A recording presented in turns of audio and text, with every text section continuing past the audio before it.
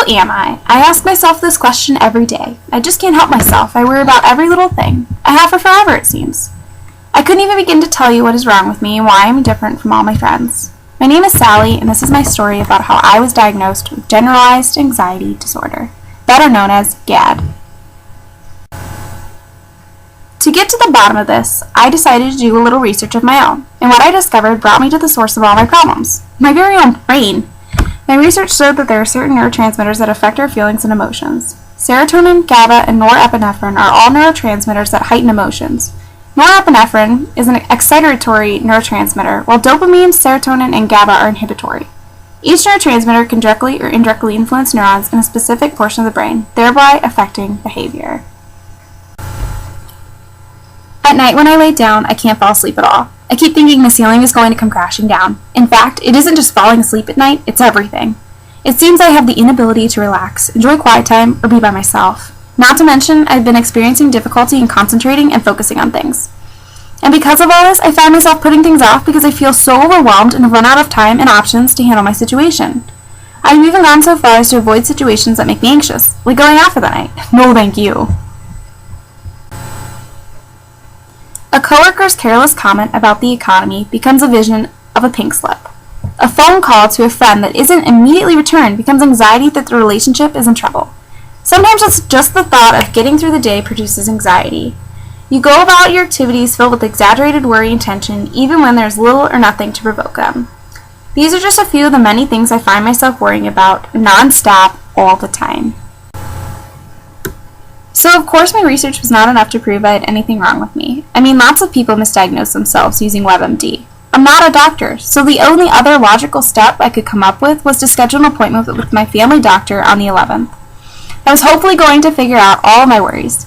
But hopefully this appointment won't last long, and it should be on time, right? I should probably call the insurance company just to double check that it's covered.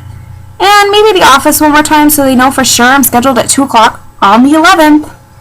Can never be too careful, right? The doctor took note of all my cognitive thoughts. My symptoms were comprised of feeling tense, having muscle tightness or body aches, having trouble falling asleep or even staying asleep because my mind wouldn't quit, feeling edgy and restless, and even having stomach problems. I met the criteria spelled out in the Diagnostic and Statistical Manual of Mental Disorders. This manual is published by the American Psychiatric Association and is used by mental health professionals to diagnose mental conditions. When I was at the doctor's, he gave me a brief statistical overview of GAD. I learned that only 1% of 13 to 18-year-olds have a lifetime prevalence, and about 0.4% of this group age has severe hypomania. Females are more susceptible than males to acquire GAD, and the older you get, the more susceptible you are. I have generalized anxiety disorder.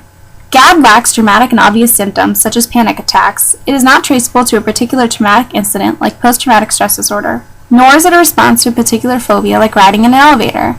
And my symptoms include almost everything that was outlined in the manual. I worry excessively, I have difficulty controlling my feelings, and I have anxiety that isn't related to a mental health condition, like panic attacks, substance abuse, or post-traumatic stress disorder. Everything was starting to make sense. GAD is extremely treatable through a medication, cognitive therapy, and behavior therapy. Progressive muscle relaxation is a technique that involves systematically tensing and then releasing different muscle groups in your body. As your body relaxes, your mind will follow. Meditating and deep breathing are also techniques I have been encouraged to try out. I'm excited to finally understand my condition and move forward with my life. A healthy, balanced lifestyle plays a big role in keeping the symptoms of generalized anxiety disorder at bay.